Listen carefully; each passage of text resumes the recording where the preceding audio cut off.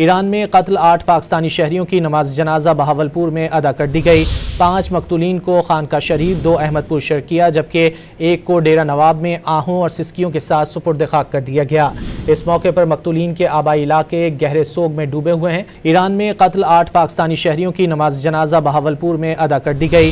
5 मकतूलीन को खानका शरीफ, 2 अहमदपुर शर्किया जबकि 1 को डेरा नवाब में आहों और सिस्कियों के साथ सुपुर्द खाक कर दिया गया। इस मौके पर मकतूलीन के आबाई इलाके गहरे सोग में डूबे हुए हैं। ईरान में कत्ल 8 पाकिस्तानी शहरियों की नमाज जनाजा बहावलपुर में अदा कर दी गई। 5 मकतूलीन को खानका शरीफ, 2 अहमदपुर शर्किया जबकि 1 को डेरा नवाब में आहों और सिस्कियों के साथ सुपुर्द खाक कर दिया गया।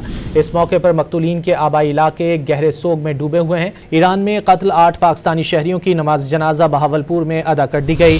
5 मकतूलीन को खानका शरीफ, 2 अहमदपुर शर्किया जबकि 1 को डेरा नवाब में आहों और सिस्कियों के साथ सुपुर्द खाक कर दिया गया। इस मौके पर मकतूलीन के आबाई इलाके गहरे सोग में डूबे हुए हैं।